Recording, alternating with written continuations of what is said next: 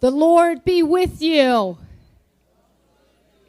Thank you all for coming down to hear this incredible mission trip that was facilitated by Dick Schultz. And I'm going to introduce Anjanette Meany, who's going to kick it off. Anjanette.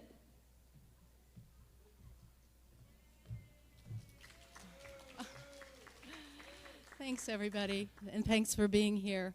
A couple of thanks. Firstly, for the beautiful flowers that you see on your table, courtesy of Adriana Riles and our own in-house creative genius, Mika Angenbroek. I hope I said that correctly. And you can take those home with you if you like. Also, thanks to Dick Schultz for contributing. There's some wonderful Cuban specialties over there, the ones with the red guava on them. And I think Jack Capanella had a hand in that too. He's got some connection there. So thanks everybody for all they did. This morning, we want to make San Marcos, our companion parish in Holguin, come alive for you. You know, we always mention them in the prayers for the people, but we want them to become real people to you. And we want to do that by sharing our stories, our memories, and our photos, and how our time in Cuba has changed each one of us forever.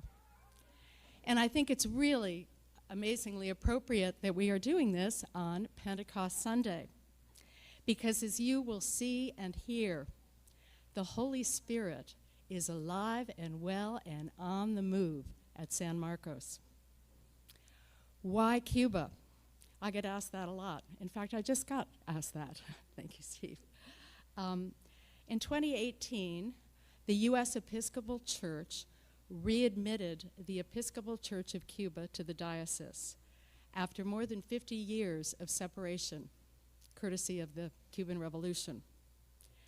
Presiding Bishop Curry asked all parishes to reach out to our Episcopal brothers and sisters in Cuba and find a way back to one another.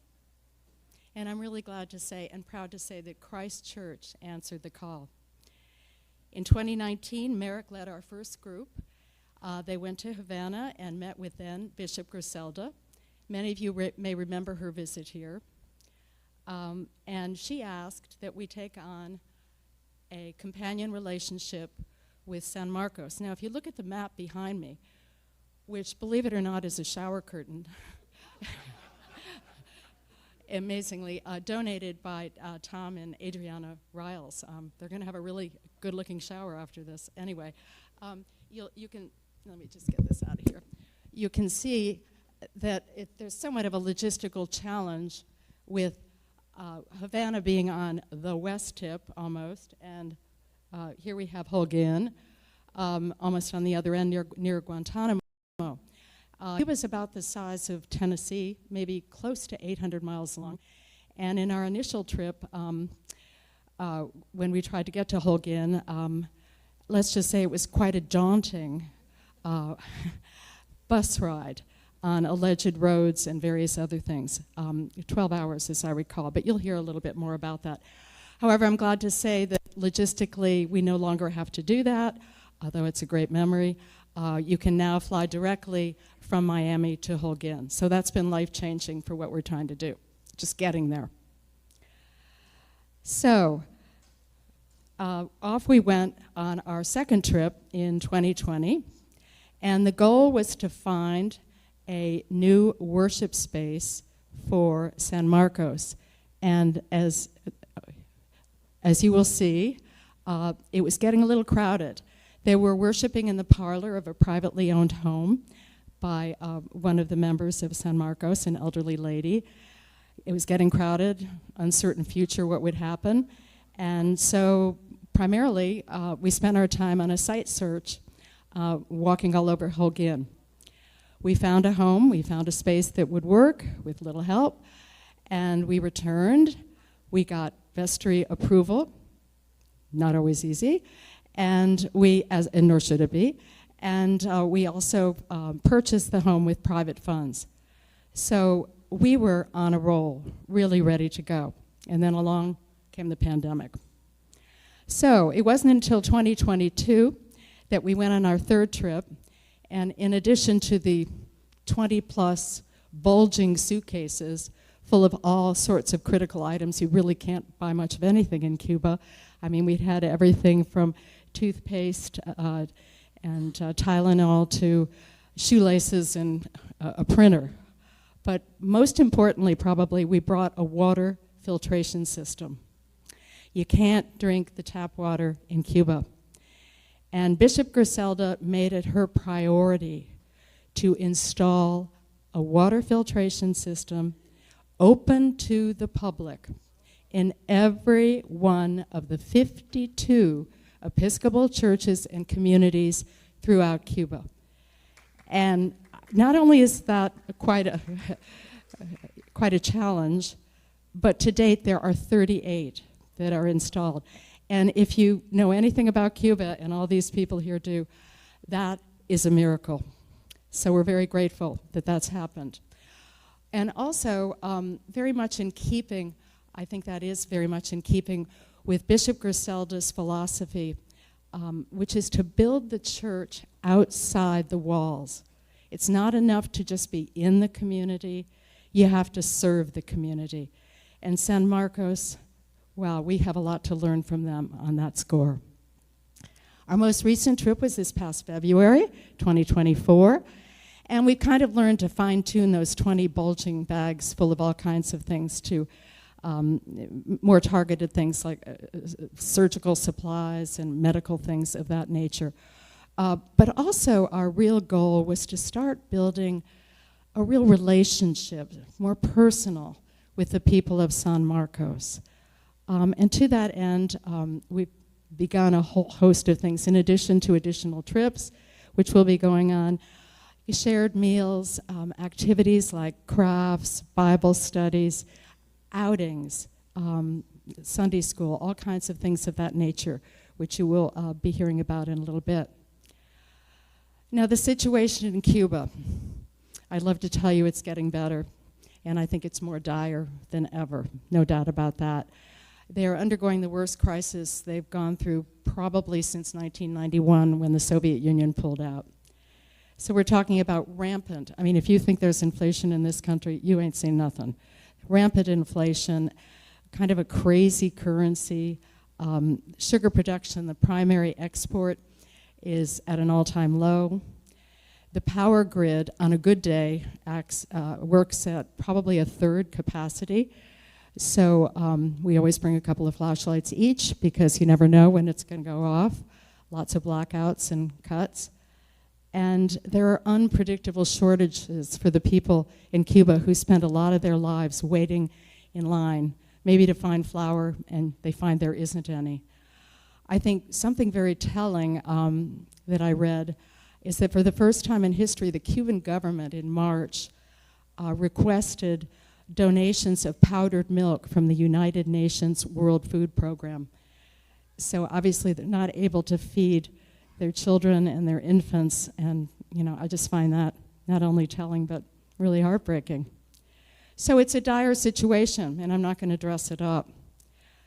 You feel a sense of despair and even hopelessness when you're there. You see it, you feel it, but you also see and feel an incredible resilience, a remarkable, radical kind of resilience in the face of many, many challenges. So with our support, I really know and see and believe that San Marcos has become a vital beacon of hope, helping and serving and feeding the people of Holguin, both literally and spiritually. And that's gospel living at its best, I think. So you'll hear more about scarcity and other things from the one and only Mika.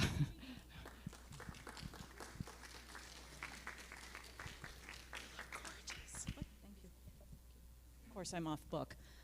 Let's see. Oh, here we go. Speaking of the suitcases, and that's just a few of them. Packing is. Oh, this is so.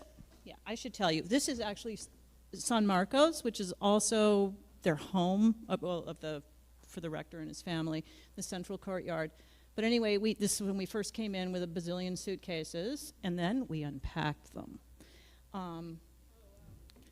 Yes, former stylist, and you can see just how obsessive I am. Everything is neatly laid out. None of this is available in Cuba. No over-the-counter stuff. It's very, very, very rare to get anything. So we basically supply the entire Episcopal community in San Marcos and whoever else might come around and need something. But having said that, the Cubans are incredibly resourceful. Even though they have almost nothing, they seem to make it work. I mean, an example you probably can pull up in your head right now is when you go see all the old cars in Havana. And they're there in Holguin too. I mean, they make it work. They find it. Except for over-the-counter drugs and things like that. And then this was, I believe, this was the trip in 2022. So it was the first trip after the pandemic. And we brought a printer, and that was a really exciting occasion because we were at the American counter in LaGuardia at like 6 in the morning, and we're told, oh no, you can't, that can't go. Fortunately, the, not gate agents, but the two women, the gate agents at American were very, very helpful, and they figured it out, and they did it. And we, from the stage? What? Oh, okay. Okay, I'm off book, and it's really hard for me to stand still. Anyway, so it happened. We got the printer there, and then we get to Holguin, and we go through customs, and the water filter somehow wasn't going to quite make it. Luckily, James is, I'm not allowed to say fluent, extremely proficient in Spanish, and was able to have a nice chat with the customs agents and pay, I think, the grand sum of $20 in US, 30, pardon me. And we got it through. So things happen. And also, James will probably bring this up when he talks about it, you bring a computer in, you can't just download stuff. It's not possible. They do have internet, but you can't download stuff. So everything had to be brought in. We had to, and then put it in. Oh, yes. And then this is one of the parishioners with Dick, and this reminds me of, in 2022, we brought, or Dr. Riles brought surgical equipment so that Father Heal's mother, Mary Luz, could have cataract surgery. And Yolanda, I believe is her name. I sat next to her. We took parishioners out to lunch after the service on Sunday. And in my mediocre Spanish, our only topic of conversation, actually Yolanda's only topic of conversation was, I need surgical supplies for cataract surgery too. We could not talk about anything else. She would bring it right back around to that topic. And we do that, and we will do that. I promised her next trip, it's gonna be a year, but we will do it again. And next slide. Oh, and then of course we have to have some animals. So gasoline prices are, as you can imagine, extremely high, and also gasoline is extremely scarce. So a lot of transportation is, you can almost see that that's a bus. You can see that there's a row of seats on either side. And it's very common in Holguin to see horse-drawn carts being pulled down the road with people going to work or to the shops or wherever the heck they need to go. Not a bus. That's the bus in Cuba. And I think that's my last slide. Yes. Okay. I don't know who's going next, but I'll be thrilled. Oh, it's James.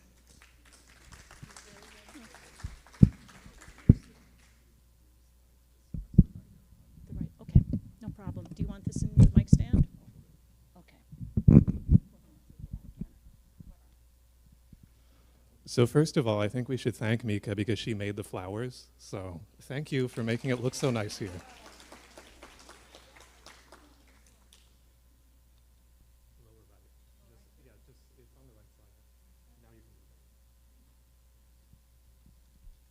So to discuss what we do when we go down to Cuba, part of it is that we're mules carrying a lot of products and other objects which you simply cannot obtain in Cuba unless you have a connection in the United States. That is a big part of what we do, but that's not the only thing we do. We consider them our companion parish, and we call them our companion parish because really the biggest thing we are doing is treating them as our equals. They are our equals in worship. They are our equals in church planning. And they are our equals in recreational activities while we're there in Cuba. In this slide, this is a picture of people from our parish and from the San Marcos congregation gathering in a square in the town of Ibarra, which is a place where we went for sightseeing. It's a scenic coastal town to the north of Holguin.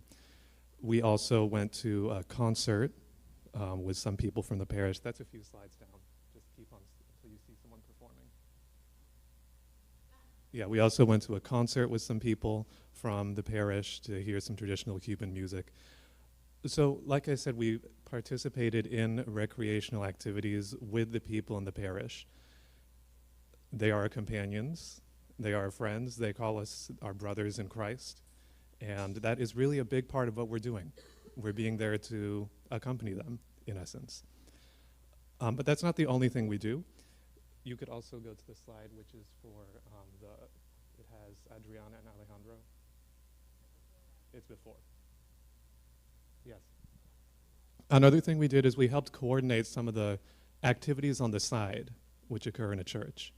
In a church, you have the worship activities, which we did together. You have the Bible study activities, which we did together. And you also have, just church outreach activities. One idea, which came from Adriana Riles, was an urban family agriculture workshop. Now that means growing crops for your own consumption in limited urban spaces like on porches or on rooftops or things like that. Very useful for when it's difficult to obtain ingredients to cook with. We got 2 parishioners from a different Episcopal church in the city of Santiago. We paid for them to come up by bus to Holguin, bring some supplies, and give us a demonstration and instructions on how to try and start a program like that in Holguin. And then another one you could show, I think there's one before that, which is of the Bible study. And then, of course, as I mentioned, we participated in more directly worship-related and Bible-related activities. We were in a Bible study group with people in the parish. That was in English and in Spanish. If you are worried about your Spanish, the Google Translate on your phone is only getting better and better. So so it's very much possible to have conversations and to talk to people and to see what their experience is, what brings them to the church, what keeps them in the church, and it really gives you a different understanding of faith than we might get if we only stayed in one place. So I think I'm just about ready to pass this on to, I think Susie is next, Josh, but I'll just, at the risk of having rambled about things, I'll say that the summary is that they are our companions. When we talk about a companion parish, we're not doing construction work. We are not only bringing supplies down, but we are spending time and doing activities, both worship and recreation, with the people in the parish while we go there. Oh, thank you, James. So I went down, as you know, I work with the middle school and high school students here at Christ Church, and so I went down to see if there was a possibility to have our students and kind of integrate into one of our trips down there. And so one of the days we went to a nice little coastal village. We went and had a nice lunch, and then afterwards we went to the town of Bartlett. Is that right, James? James is going to be my corrector here. And because he can remember better than I can. But one thing that you may not know about Cuba is that, and I'm going to get the numbers wrong, so I'm not even going to try to fake it, but I do know this, that there are, by the droves, young people are leaving the country of Cuba. And Father Gilles told us about this, but there's literally no hope for them in the sense of having jobs, of being able to create money for their families, so the young people are just leaving Cuba by the thousands and thousands. Is that 200,000 a year of young people leaving the country? And so it's hard to, so a lot of times you don't see necessarily a lot of them. Well, after we had our lunch, we went up to this little village called Bartlett, and there was another father there, Father Jordian. Is that right, James? Jordanis, yes. And this man was Jordanis, yes, and he was an amazing, amazing man. You could it felt like the love of God was just coming from him. And he took us to his house, or also his parish. These priests, their houses act as not just the place where they live, but it's also the local church. And he took us there, and he showed us with pride this new little apartment. And when I say little apartment, it was about the size of this stage, which was going to be his room where he would live, because he wanted to be able to move out of the house so that the youth that are there in Bartlett could then have full access to the church. And the thing that was probably for a lot of us the most inspiring thing on our trip to Cuba was when we got to go and meet this youth group. And it was this group of, what would you guys say, about 20 kids or so that we saw, ages anywhere from like 11 to early 20s. And they have this really cool way of, so the group, they get to earn money through doing various jobs and stuff, and they take their money and they pool it together, and they give some of it back to the church. They save some of it. They're learning all of these skills that is not typical for the youth there in Cuba, and it's all being done through this church, through this youth group. And they sat, and they with so much pride, they got us around in a circle, and they put these beautiful hats on us. Some would say beautiful, some would say we looked, just to say we're glad there's not pictures. Well, you can see Mika right here with her hat on in the background. And then this young man who, I believe he has Down syndrome, put on a beautiful dance display for us. It was just and then they shared with us how much they appreciated us coming to visit them, and they gave us snacks and food. And it was just so inspiring and refreshing to see these young people in this particular parish share their story and share with us. It was the highlight of the trip for me. Just real quick, this is a funny story that doesn't have much to do with our companion parish in Holguin, but one of the funny parts of the trip was we were at that lunch earlier that day. We were in this beautiful seaside village. We had this really nice lunch. We all enjoyed it, and then we get back on the bus, and the bus starts pulling out, and we are about to drive away, and it is only then that we see our brother Justin come out from St. Barnabas, come out of the restaurant with his suitcase like this, and we're about to pull away, and none of us have any idea that Justin's not on the bus. I think he got on there. He thought it was some Christchurch coup of leaving the St. Barnabas guy behind in Cuba. He would have had absolutely no way of getting a hold of us. He'd still be there had we not seen him at that moment. It was a real fun time. But it was such it really was an honor to go down there, and it was so inspiring to see the young people down there and to see, even amidst all of the hardship that they face, the really tough circumstances that they have, that they still find hope. They still find hope through their community. They still find hope through the Episcopal Church there, through their youth group, and to see that really was inspiring and gave us a lot of hope for them. So that was definitely a highlight for me. I believe Susie is coming up next. And Susie, one thing I learned is Susie loves bats and caves. They wanted to show us a cave, this beautiful cave, and had us walk through this. And walk through this cave, and you would literally see the bats. Like, as you entered, all the bats were flying right above us. And poor Susie, I was like this. we learned that she does not like bats. Put the hat on. Thank you, Josh. So as you know, my name is Deacon Susie, and this was my first trip to Holguin. And I was invited really with the goal that we would develop a relationship between the children in San Marcos and the children at Christ Church. So that was what we were trying to do. And we brought down, as Ann Jeanette mentioned, we brought down a full supply of crafts, beads, markers, and books for Sunday school. And we also had this thing called foami, which is kind of sheets of kind of foam, like almost paper thin that they used to make crafts. And I didn't really understand how this was going to be, how we were going to do that. But we brought them down, and I'll tell you about them in a second. And what I was going to do is, what my job was on Sunday when we celebrated the service, was to work with the Sunday school kids, exactly what I do now. And we were going to read the gospel lesson and then do a craft. And the gospel lesson we chose was the story of Ruth and Naomi, which was lovely because it's a story all about friendship. And Adriana Riles had chosen that and put together some things for them. And I was a little nervous because I thought, how am I going to tell this story to the children who don't know any English? I don't know any Spanish. And then we're going to do a craft with these sheets of foam that I have no idea how this is going to work. But so I was hopeful.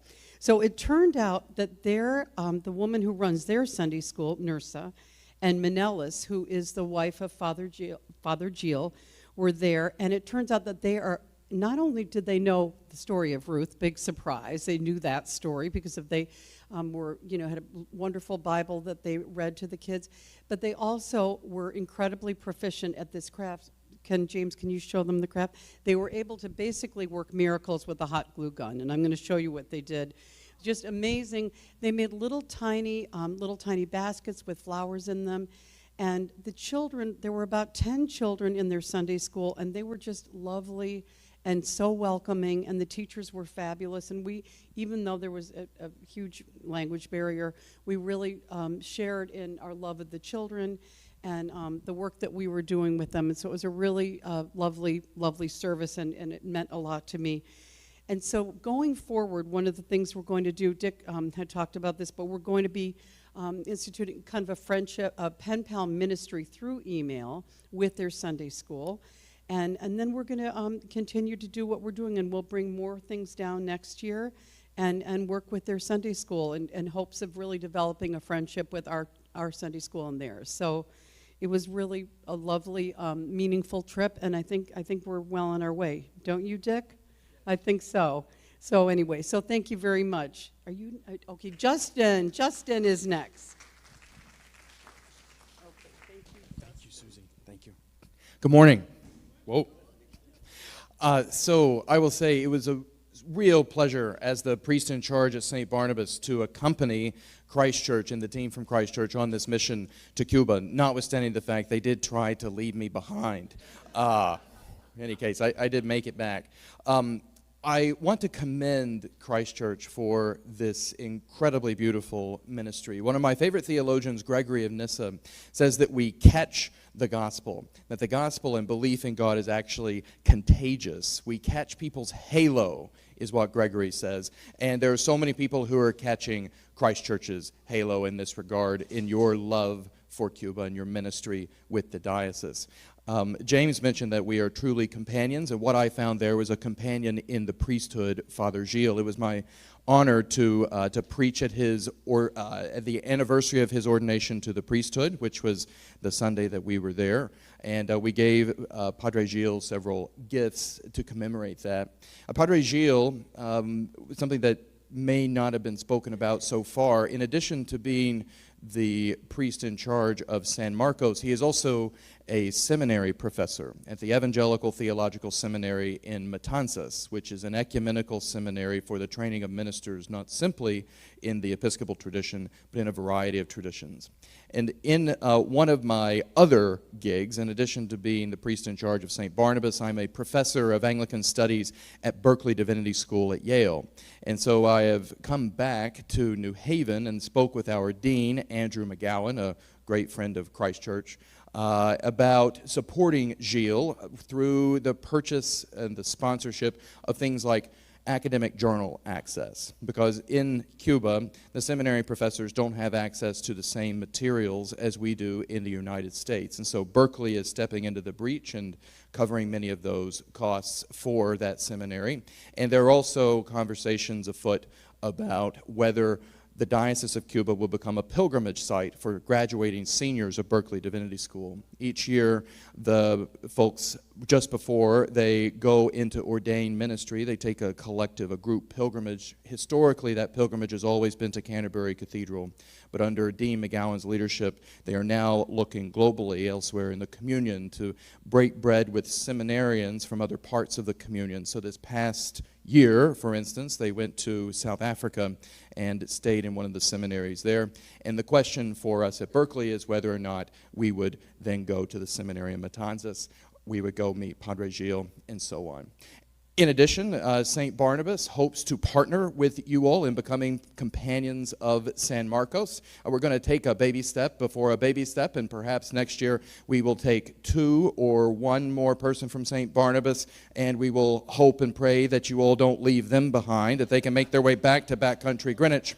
But in any case, we really, I do want to commend you for the way that so many people throughout the church, both here in Greenwich, I can say personally, but also in the wider Episcopal churches I hope Berkeley is exemplary of, are catching your halo and your support for the Episcopalians in Cuba. God bless you. Thank you.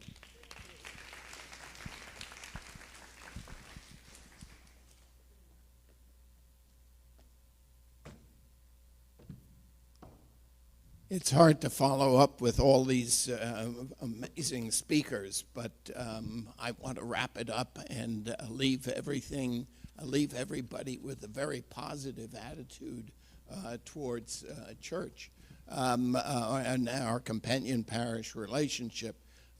You've heard a lot about Father Gilles. He is not only the rector of San Marcos. He has 2 other parishes that he covers, as well as Justin said, he's a professor at the seminary in Matanzas. He's also on the committee to interview ordinands for the Episcopal Church in Cuba. And so he's an amazing preacher, teacher, and he's great at marketing the church. If it weren't for him, lesser priests might have difficulty growing the congregation in Holguin, despite the fact that it's the 3rd largest city in the country.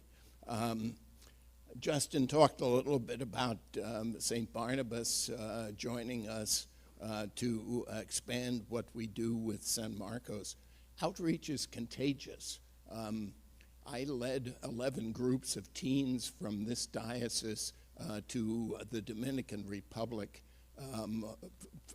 around the start of the millennium, and the then suffragan bishop, Bishop Curry, tracked a number of these teens, what they did after their going down to the DR with these groups. They were much more active in their church before they went to college. They were more active in the church in college, university, and much more so afterwards. So we think that it's important that young people get involved and get exposed to mission and outreach opportunities.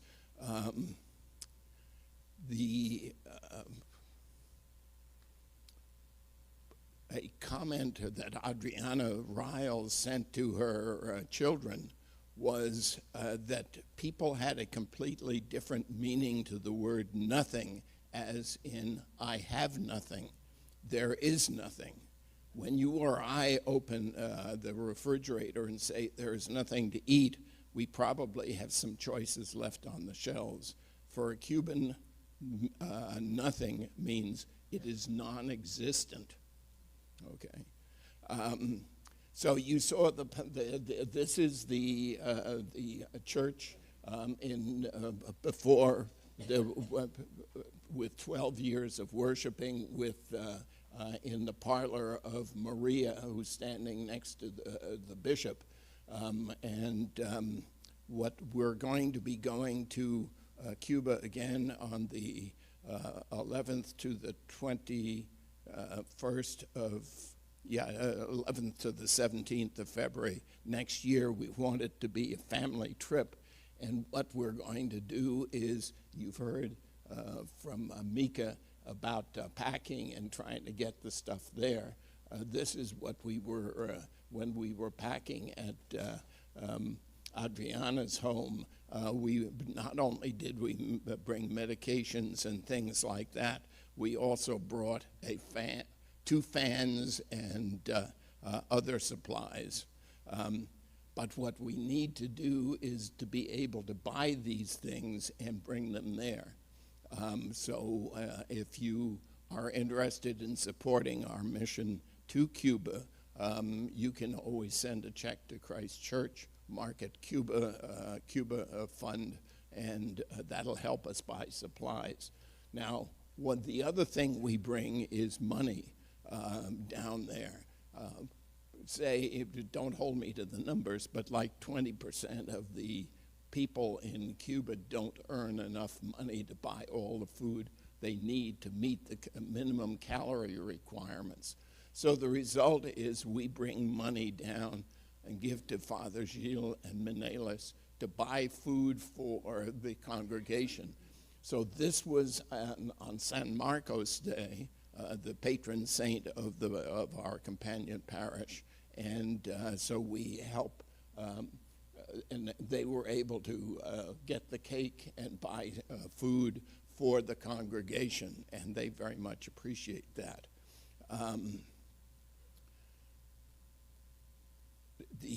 By the way, the flowers on the table were made by Mika and Adriana, and if you want to take them home, you may, but a contribution for the Cuba Fund would be appreciated.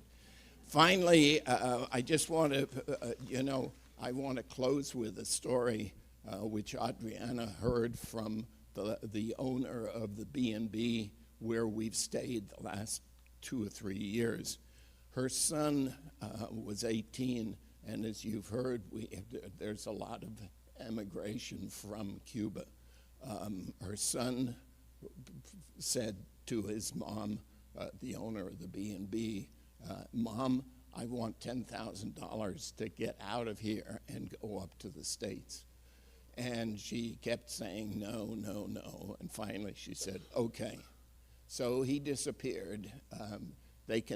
Cubans can get into Nicaragua, and then they have to get up through Central America and up to Mexico and then up to here.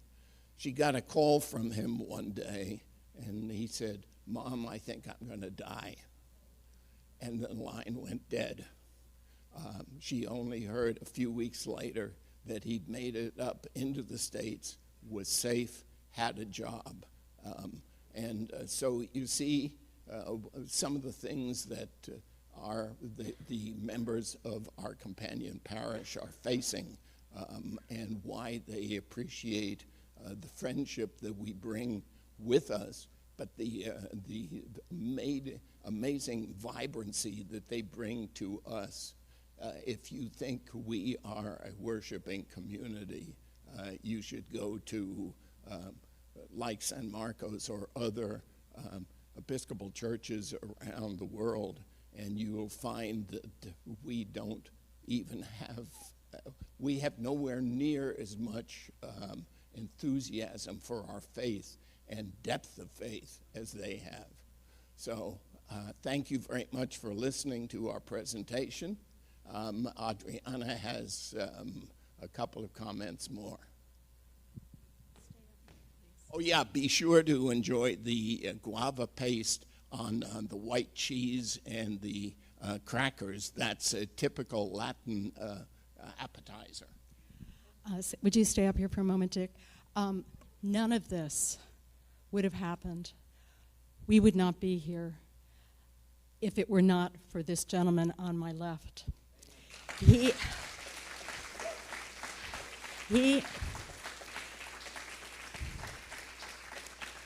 Dick is the heart and soul of the Cuba mission, and we cannot thank him enough for what he has done, what he continues to do. He drives himself harder than anyone else. He also can drive us all crazy.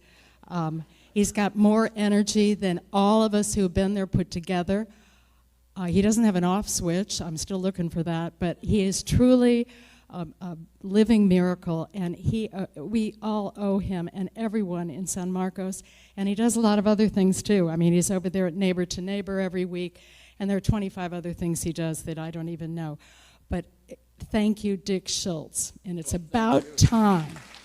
Any questions? Do people have any questions? Questions? Comment? Well, questions, really. Anything. Or you can come us to...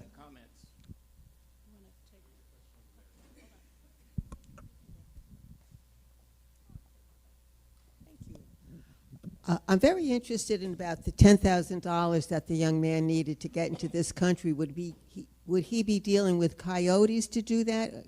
Yes. Okay. Thank you.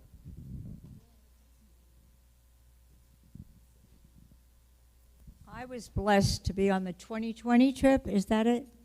And we started out. It took us 12 hours to go down. It was beautiful. The cows, and you remember that trip. And the praying on the way down, and we stopped at quite a few places. I'll tell you, my father was from Caracas, Venezuela. I'm also Irish, mother English, whatever. But I find something about the people. They're always happy in the park dancing. And they ride around with a cake on a bicycle to deliver it. So we, as I said, and we stopped at many spots here and there, so it was great going down on the bus. Cows, cows, cows. When you mentioned milk, I guess it was all for meat, correct? That they use it. But the fact is, what I found, as I said, the joy, and when we went to get the clothing, remember? I still have some things for my grandchildren, my great-grandchildren. But I was blessed with that. And the people, the way they greeted, the food they would give up. And you know I had the honor of living in a project that they get rent-free, correct? On where they live. 1 chicken a week at that time, do you remember? How they lived, and they were always in the parks. I went out one time, they lost me. I was in the park singing, dancing with them. But my cousin also from Caracas, he studied there for 8 years. He became a very famous Venezuelan poet because at that time, Cuba was magnificent. I'm going way back, and the family had to get away from the government in Venezuela. But I was happy for the trip, and I overwhelmed by the joy. And as I said, I stayed at an apartment with a woman. I was honored to be in the project. No lights going up the steps. I was on the 4th floor. This woman, I couldn't speak Spanish. Dad never spoke it to us. And she couldn't, whatever. And they had only a few channels they were allowed. There were nothing to see out of Cuba. They knew nothing about the outside world. But the way she treated me, she gave me a bar of soap. It was probably, I thought about it, and they were short on soap a while ago, and I still have it. I won't open it. It's my memory of these. Thank you, Marla. That And really sang says with it all, them, doesn't it? and I sing, so Really. we sang together. No, seriously, I think that you should know this, but it was great. Thank you. Can we get one more question? Yeah. Okay, sure. Absolutely. I grew up in the 50s in communist Romania, and I remember that the system considered religion the enemy. And I was wondering if you can mention something about how the government of Cuba relates to religion these days. Well, interestingly enough, Fidel was trained as a Jesuit, and there's a story about him going to a home run by nuns for old people, and he went in to see the Mother Superior and said, Mother, you know that our government takes care of people, so we're going to take over your old people's home. And she said, Fidel, you were brought up as a Jesuit. You know the role of the church. We're going to keep running this. And they did. Now, to your comment, early on, under Fidel, if you went to church, you could not get a government job. You were suspect. So there are a number of young people that go to our 54 Episcopal churches who don't have, whose parents don't dare go to church. But however, Fidel, as he got older, got worried about what was going to happen when he died. And so he asked the Pope to visit. And when the Pope or before the Pope visited, he reduced the problem of government employees working or going to church. Can we thank this lovely group who has done an incredible job for the presentation, one of our best. Also, an extra super thanks to Adriana Riles, who couldn't be here today.